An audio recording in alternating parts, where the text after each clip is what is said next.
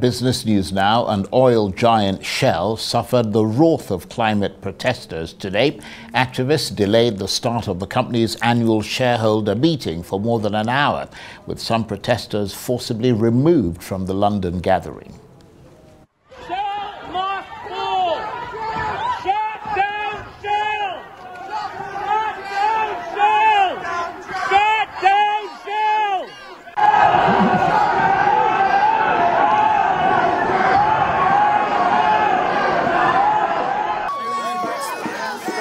But a measure by activists to force Shell to transition more rapidly to renewables was voted down by some 80% of shareholders, leaving protesters more frustrated than ever. Shell's chairman called for what he termed a civilized debate over climate change, but admitted that less than 20% of capital spending last year was devoted to renewables. Activists vowed to continue to target big oil companies, although at least one admitted that she is also frustrated by the huge pay packets awarded to oil company executives.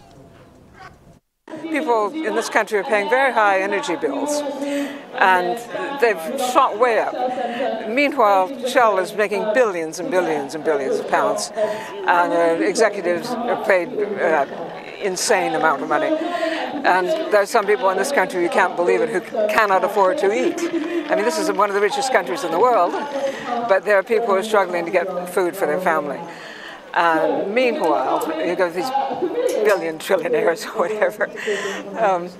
And so we come out to protest about Shell, but fossil fuels in general, really.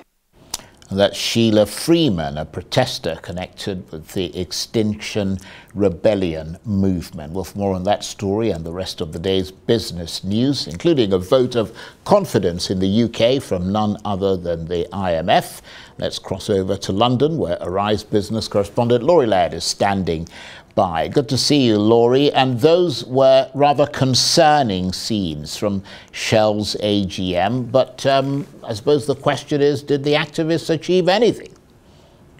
I mean, Charles, they really were alarming pictures, weren't they? Seeing people being carried out by their arms and their legs it really was very concerning.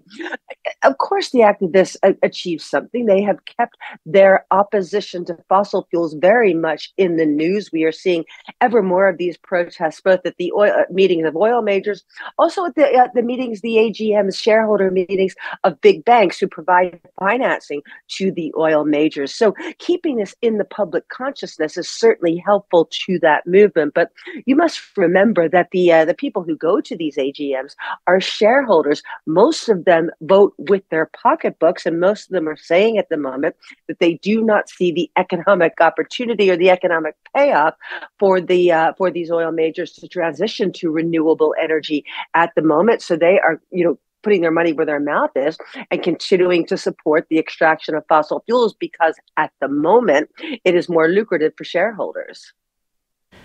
And I mean, just looking at those disruptive pictures and the protests and those shocking scenes, I mean, are there other ways to prod big oil companies to transition away from fossil fuels? Well, certainly to my mind, Charles, let's go back to what we were just saying, where it is more oil companies. These are publicly listed companies. They exist for the most part to make money. If they can make more money by taking oil out of the ground and selling it and refining it, then that is what they will continue to do.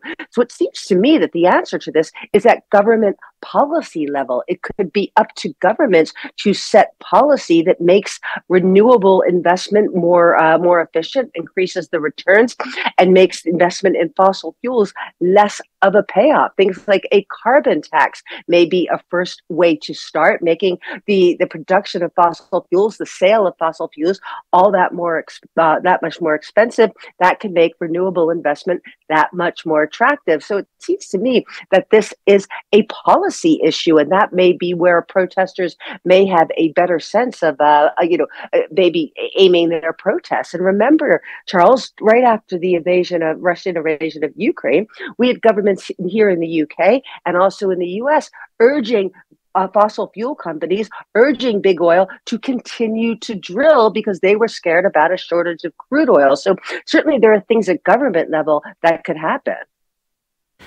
Laurie, we're fast running out of time, so if you could keep this as brief as possible. The IMF has changed its attitude towards the UK. It's actually applauded recent economic policy.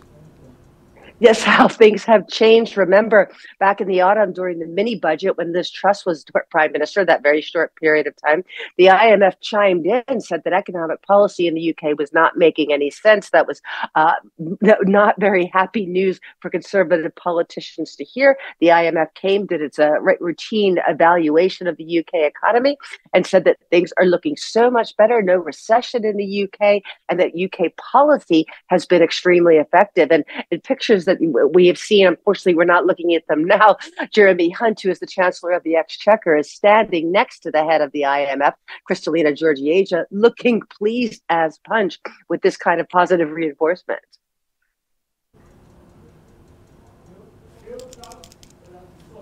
Okay, well, I'm sorry, Charles, I thought we were running out of time, but I do want to show you, this is the head of the IMF, Ms. Georgieva, talking at a press conference today, and again, commending the UK for some of its wise policy moves. Let's see if we can hear what she has to say. Their efforts and the recent decline in energy prices are beginning to have a favorable impact on the economy. We now anticipate positive GDP growth of 0.4% for 2023, a 0.7 percentage point upgrade.